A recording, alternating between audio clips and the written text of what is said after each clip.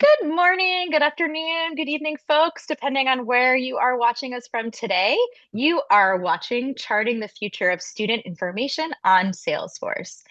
I'm Amy Gilstein, your field marketing manager here at Cloud for Good. And while we wait for some more folks to settle in, I've prepared a couple of jokes. Actually, I should say AI has prepared a couple of jokes. So, why did the student information system break up with the LMS? Mary, do you know? I To put don't. you on the spot. Why? Too many sync issues and not enough commitment. Oh, Oh, boom. all right. Okay, we'll move on. I think yeah, it looks like we just got a couple more folks join us, so you guys missed the joke, but we'll keep going. So during our time together today in this webinar, your lines will be muted, but we encourage you to ask questions via the Q&A. Depending on time, we will answer them live on the call, or we will certainly follow up with you after the webinar, but only if you ask not anonymously. If you ask anonymously, we cannot follow up with you. And this webinar will be recorded and shared via email and on our YouTube page. I do see some new faces on the call, so let me do a quick intro about Cloud for Good. Let's talk about what sets Cloud for Good apart as the Salesforce leader in the impact sector. First of all, experience matters. Cloud for Good is trusted by 25% of the top 100 largest nonprofits. Our depth of experience means we understand the complexities and opportunities unique to mission-driven organizations. That trust is reflected in our values. We have a 4.9 star rating on the Salesforce App Exchange, one of the highest among Salesforce implementation partners. Our clients don't just complete projects, they grow long-term relationships with us because we deliver lasting value. Our team brings deep Salesforce expertise around nonprofit and, more importantly, education solutions. From fundraising and student success to marketing automation and AI, we build systems that align with your goals, not just your data model. We are more than implementers, we are advocates. Our deep Salesforce partnership allows us to represent the voice of our clients within Salesforce itself. That means that your needs and use cases help shape the future of the platform. Finally, we are innovators. Cloud for Good has developed proprietary accelerators and assets that help our clients reduce risk, speed up implementation, and scale their technology faster. And we are so lucky today because we have an expert and also joke aficionado. No, I don't think she has that many jokes for you guys. But we were talking before about our love of jokes. So Mary Cameron is here. She's going to walk us through how Salesforce can be used to help with student information. Mary Cameron is our solutions engineer in higher ed here at Cloud for Good. Thank you for being here, Mary. Thanks so much, Amy, and thanks so much for the joke to start the webinar. I feel like that really sets the tone. So good to see so many people on the webinar today. My name is Mary Cameron, as Amy mentioned. I'm the solutions engineer on the higher education team at Cloud for Good. I come with about 8 years of background on the Salesforce platform. Started as a Salesforce admin long ago, and I've been drinking the Kool-Aid ever since. And I'm really excited to get into the topic of SIS today. So first, let's talk a little bit about our goals for the webinar today. So first, I really want to have a bit of a discussion around understanding the shift from sort of more of the monolithic SIS platforms to sort of more of a modular cloud-based approach and why this shift is important now. I also want to illustrate how SIS, Student Success, and also the soon to be released Student Billing module can operate together on a single platform to improve outcomes and operational efficiency. And then lastly, of course, the fun part, we're going to see a live demo, which is going to be illustrating how Education Cloud delivers core SIS functionality today. What are some of those things we already have access to, including academic operations, course search and registration, and a little bit of student success and how those all tie together. First, let's chat a little bit about the changing landscape of SIS. So, for decades, we know, of course, that our student information systems were generally built as large, monolithic style platforms where typically everything lives in one place, admissions, registration, advising, billing, but that sometimes comes at a cost. Institutions sometimes have to wait years for upgrades, often customize heavily, and sometimes actually those customizations prevent us from taking advantage of some of those upgrades, and really live with kind of more rigid processes that aren't really keeping up with student expectations or institutional change. We know students now are getting used to platforms like Netflix, Amazon, where everything is kind of accessible at their fingertips, so modernizing is important. But what we're seeing now is the same shift that sort of happened with CRM and ERP. It's a move to more of a modular cloud-based system. So instead of one giant system, institutions can now adopt sort of some of that SIS capability a bit more incrementally. Things like registration, academic operations, student success, kind of all on a shared data platform. So just to dive a little bit deeper into this, so with a legacy monolithic SIS, some of the things we see, of course, are all of that functionality bundled into a single system, multi-year upgrades and sort of disruptive releases. We're also seeing limited flexibility and heavy customization that's required if customization is possible. We're seeing often siloed or separate portals for students, advisors, finance. Data, of course, in this system is kind of locked in silos and difficult to extend. And often it's slower to adopt newer capabilities. Obviously, there's a push to use a lot of AI, maybe more predictive analytics, mobile user experience, and a lot of these systems are kind of slow to adopt some of this. Now, if we're looking at a more modern modular system, we're looking at now sort of our SIS capabilities delivered more as composable modules. We're looking at a little bit more access to continuous innovation with incremental releases that aren't disruptive to our day-to-day. We're really seeing a focus more on configuration over customization. So how can we use native functionality to configure what we need instead of over customizing that might prevent scaling and growth in the future? We're also seeing more of a unified student, advisor, and staff experience across the platform, more sort of open APIs and shared data model, as well as being a little bit more built for things like analytics, automation, and AI from day one. So next, what I want to take a look at is I'm a bit of a visual learner personally. So this slide shows an example of what sort of a modern SIS technology landscape can look like when it's built on Education Cloud. So this isn't really about a single product replacing everything. It's about how SIS capabilities fit together in more of a modular connected way. So a couple things you'll see here, of course, on the left-hand side, we have Education Cloud for recruitment and admissions, student success, advancement.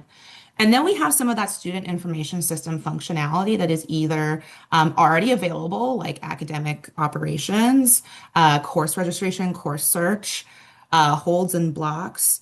We have that SIS rules engine, which gives us the ability to do things like build rules around calculating GPA and things like that.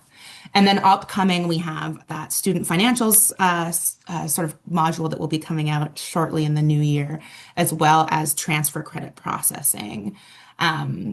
We also have, of course, in Experience Cloud, which will support things like our applicant portal, our student portal, our alumni portal, and then extending some of that SIS functionality, course registration and search. In the bottom section here, you'll see some of the supporting Salesforce products that can support some of this functionality. So you'll see here Revenue Cloud. Revenue Cloud is what's going to be powering that student financials module, which we'll talk a little bit more about shortly. But the analogy that I heard from Salesforce that I like to use is the student financials section will be a release inside of Education Cloud, and Revenue Cloud will kind of power it. It's sort of like batteries not included kind of situation. And of course, Agentforce, we're seeing Education Cloud has some pre-built agents, as so does Cloud for Good. And there's lots of different use cases that we can start leveraging AI once we have all of our data centralized. And what I want to show on the right-hand side here is that we know that some institutions are still using other pieces of software for things like recruitment admissions. Some people might be on Slate. Fundraising, we might be on like Blackbot or Razor's Edge or something similar. And then things like HR and finance or our LMS. And these systems can still be outside of Salesforce if we want to have sort of that single pane of glass system of record in Salesforce. It doesn't all need to be inside of Salesforce. So that's what I kind of wanted to illustrate here.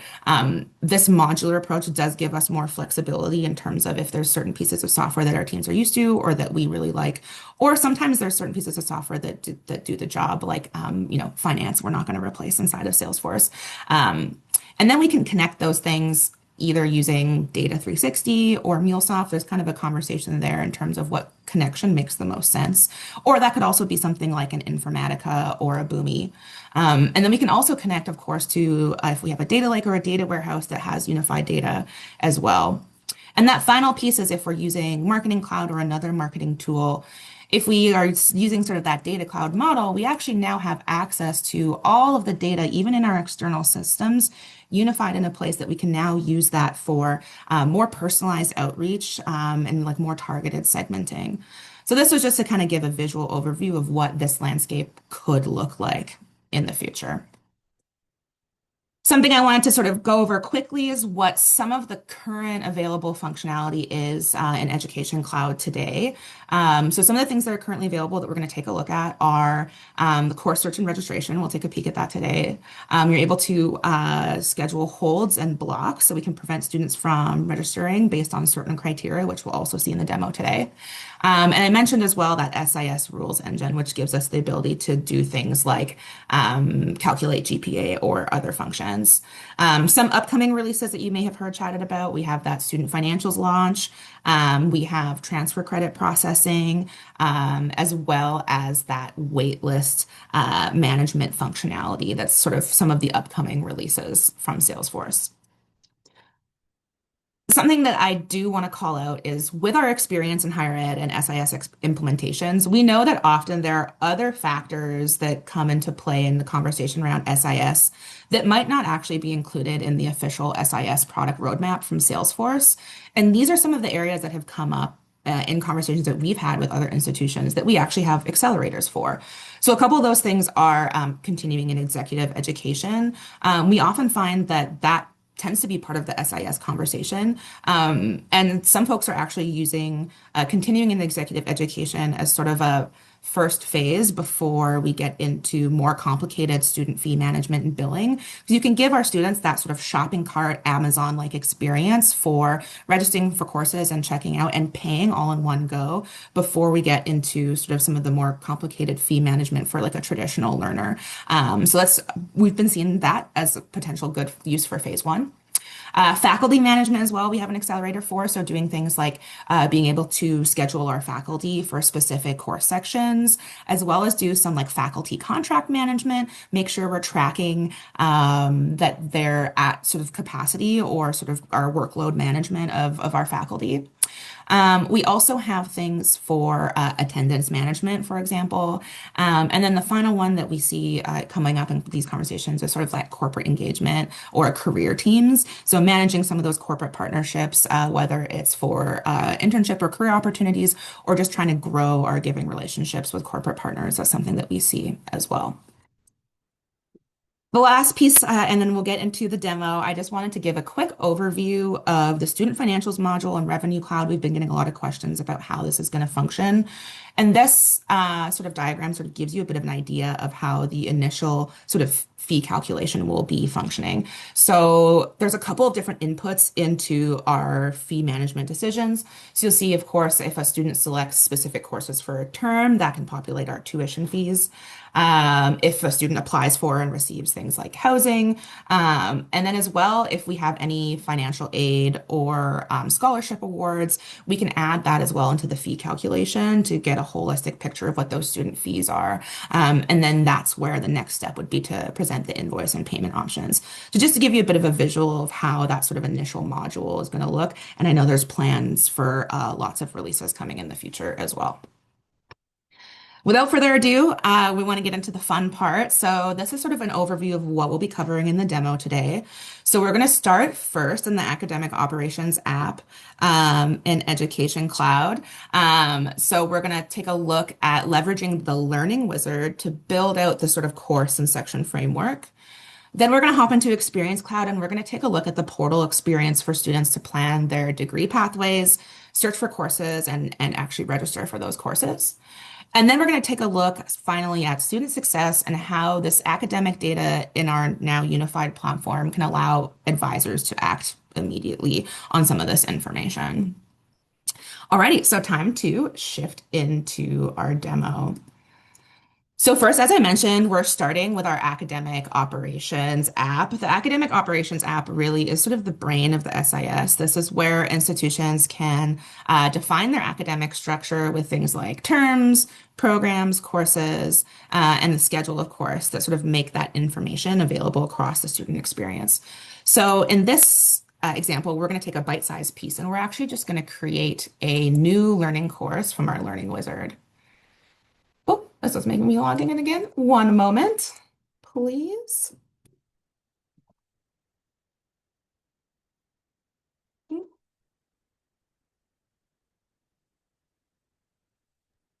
There we are. Wouldn't be a live demo, you know. Wouldn't be With a that, live demo if we didn't have to log or into you our can demo right tell again. Mary's live, everybody. Exactly. Alrighty, so now what we're going to do is we're going to enter the learning wizard here. And this learning wizard essentially guides us through creating that course and any related objects that we might need to create in one simple flow, which is really handy because if you know Education Cloud, you know sometimes there's lots of different related child objects that go into creating this framework.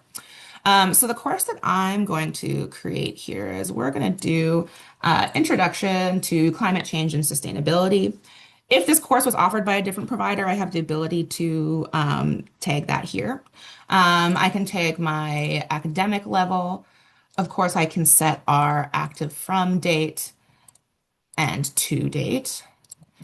I can set the duration here and I can choose actually the duration unit. In this example, I am going to use credit hours. And then we have the option to set a couple of criteria, things like category. I can also determine for myself as well the format. So in this case, I'm going to choose in person. And again, of course, we can sort of customize or configure any additional criteria here that we need to determine. As I hit next, you'll see that we have a bunch of options for setting prerequisites, co-requisites, linked courses, if maybe there's a lab that's required as part of this course.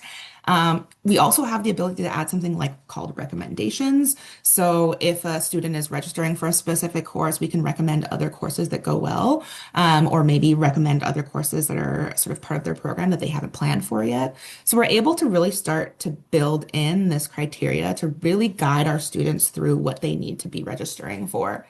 There's a couple different ways that we can set these co-requisites and prerequisites. So if I'm just setting conditions, I can choose an achievement type. So there's ways that we can configure this to sort of match how these achievements are handled at your institution. But in this case, let's say I want to use another course as the prerequisite.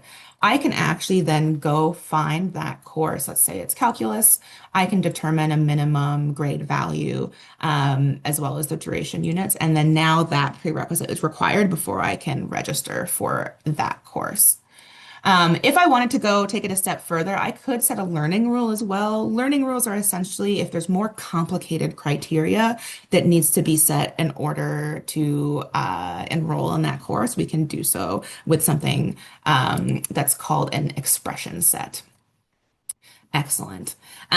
Moving on, so now I'm going to continue. As we're creating this course, it will set a default learning outcome. So in this case, it's the course that's completed with additional credit hours, but we can also set additional learning outcomes here as well. So for example, if we get a specific certificate from this course, you can sort of set those outcomes as well, which then can be leveraged again as prerequisites and co-requisites for future courses. So I'm going to go ahead and create that course. We'll see it's going to take me to our course page here with the overview, which then gives me the ability to actually go and create a specific course offering. So this course offering will be a specific instance of that course on a specific session. So in this case, I'm going to have this be section 3. I now have the ability to determine like who is the primary faculty for this section. So this is where some of that faculty scheduling can come into play. So I'm going to assign Mary Coffee as the primary faculty for this. And I also get to determine which active academic session I want to create this course offering for. I now have the ability, of course, to determine start and end date. We also have the ability here to start looking at things like enrollment capacities. So maybe I know the lecture hall we're hosting this in has a capacity of 50, and I actually want to cap the wait list at 10 people. This will be important as we're starting to see registrations roll in. And then I'll hit save. And then we have now this course offering available. And if it's active, we can sort of push that to be available for registration. There's also the ability, of course, to set more approvals before anything is available for registration, but that kind of gives you an idea of the framework. I also like to call out that, of course, I just manually created this course and course section, but it doesn't necessarily have to be a manual process, of course. There's ways that we can automate course creation, we can leverage existing data, but just wanted to sort of show that piece to sort of illustrate that framework. So now what we're going to do is we're actually going to hop into our portal. So what we saw in academic operations is sort of a glimpse into the institutional side of the house. And now let's take a look at what that structure looks like from a student's perspective. I'm actually going to start with looking at our learning program plans. This actually gives us the ability to compare and contrast multiple programs. So we can see that Sophia is actually currently enrolled in two different programs and she hasn't declared a major yet. So she maybe wants to take a look at another program and see how this compares to what she's currently enrolled in. So in this intelligent program comparison, we now can see the comparison of what Sophia is currently enrolled in, and we can toggle between the two to another program plan. And we can sort of determine what are the key pieces of criteria that we want to compare in this example. So we can see here that there's a lower minimum point grade point average for the BA in sociology. It's a similar amount of credit hours. And we also have the ability to do something called run an audit report. So I can actually take a quick look and see if I have any credits already that are applicable to this program. In this case, our student does not. But if there were credits here, we would have the ability to then see how many we already had that were relevant. I'm also going to take a look here at what's called our learner pathways. So our learner pathways essentially give us the ability to give our students a way to visualize their degree plan and sort of their path to completion. So you can see here, Sophia has a couple. So we have our final degree plan. We have one with a summer term. And this final degree plan is actually one that's been approved. So the nice thing about these degree plans is that they are accessible by our advisors as well. As Sophia makes updates here, our advisors can see them in the CRM in real time. And we can also set up an approval process. So if we want Sophia to go through this degree planning pathway and then get advisor approval before it's signed off on, we can do that. Essentially, you can see here, it gives us the ability to view Sophia's sort of planned credits for each academic year and each academic session. You can see here that we can start to pull in things about if she's passed a course. And we also can get alerts if there's sort of certain prerequisites that haven't been planned for or certain credit hours that haven't been planned for. It'll give her a heads up. We also, of course, have the ability to edit this pathway here, so we can drag and drop additional courses onto this canvas or remove them here as needed. And we can also see in each of the sections where we might be missing some of the credits that we need to plan for, which is really helpful to be able to navigate. So now that we have this sort of final degree plan that's been approved by our advisor, let's actually start searching for courses to register for. So I'm going to hop into our course search module here. And one thing you'll notice is I have the ability to select a term and I can narrow down by subject. But if I were to select a term that I'm not actively enrolled in as a student, I might be able to search the courses, but I'm not actually able to register for them. So we can really determine what you're able to register for. So in this case, we're going to go take a look at what our comp sci courses are available. So you can see here we have sort of a brief overview of the different courses that are available. And if I were to click view details on any of these, so let's say I want to take a look at Introduction to Numerical Methods. In that same window, it then brings up my course overview where I get our course description. I also can see as well all of the available sections. So this one doesn't have a schedule set yet. So let's take a look at another one here. Let's see. problem solving using computers. Yes, so we can see here that we have a couple of sections available, how many credit hours, what the schedule is, who the primary faculty is, and sort of the capacity for that specific class. And from here, I can click add to cart as I select sections as well. We can see that I actually already have a course in my cart. Um, and you'll notice at the top that I actually have an alert here that is showing that I'm actually unable to proceed with registering for courses for these reasons. It looks like I have not created my declaration of major in time, so I'm not able to register for courses. If I have this kind of a hold on my account, I actually am able to go view what I need to take, what actions I need to take in order to release that hold. So I'm going to actually go back to my home center here. And in the action center, I can see that I have one restriction, which is this declaration of major hold. And if I click into this sort of regulatory code violation that I have and scroll down, it actually details for me exactly what I need to do in order to lift that hold. And of course, these can be created for all sorts of holds, whether it's maybe financial. There's a bunch of different ways that we can sort of configure these templates to really be able to walk our students through how they can lift that hold in a timely manner. So in this case, I need to obtain a minimum GPA in some of my courses related to my intended major, as well as things like attend sort of an advising session and whatever else we might need Sophia to do in order to release that hold.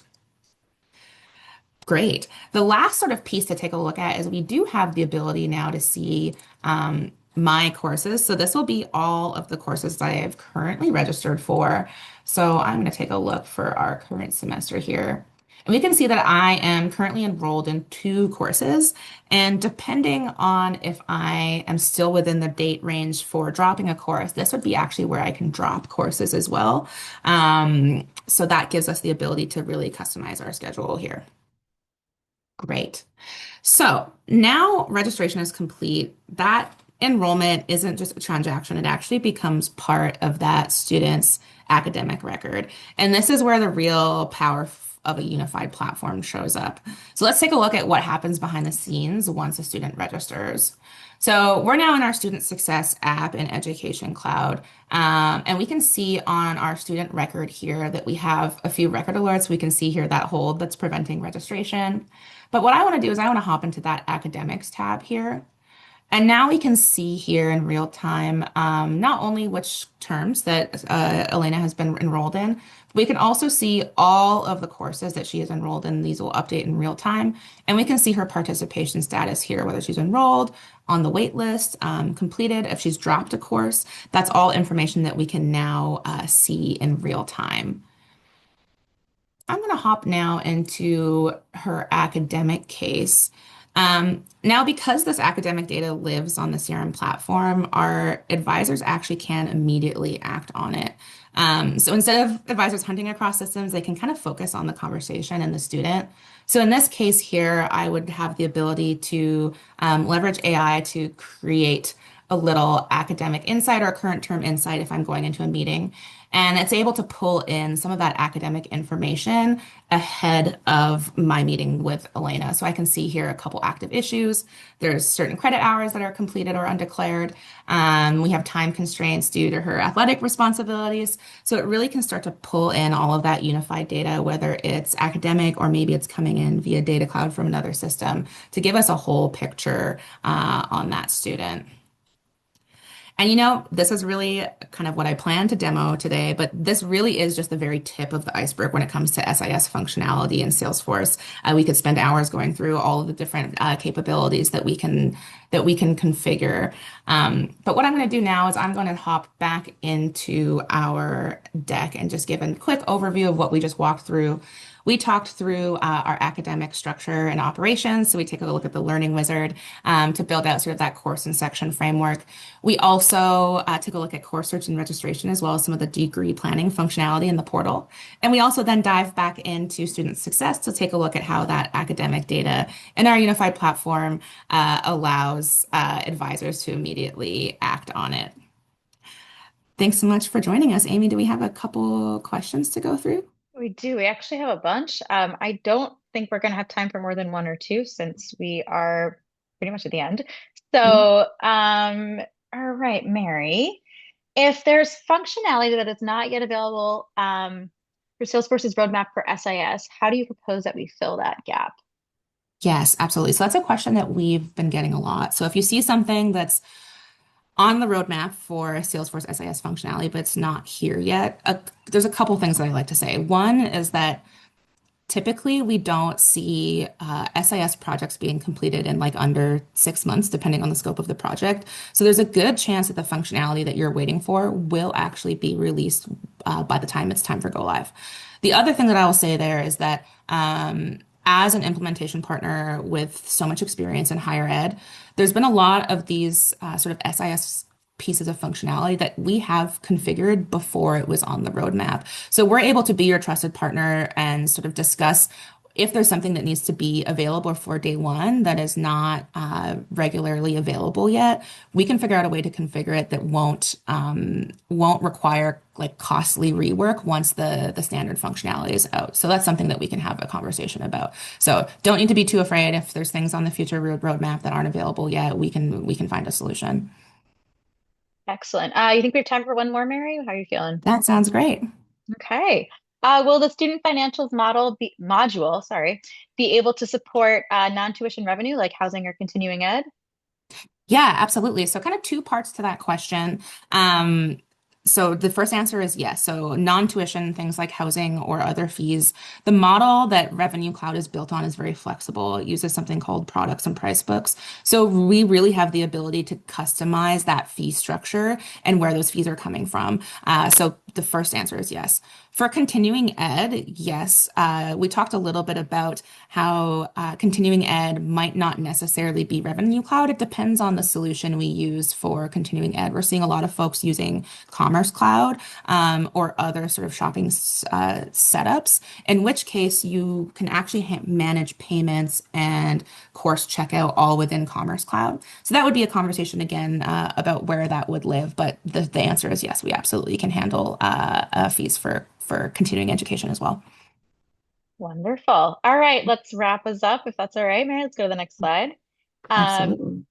if we didn't get next slide, we didn't get to your questions today. I know there were a few that we didn't get to, so apologies, guys, but we'll follow up with you. I think you all asked non-anonymously, so great work. So Mary, we'll get back to you.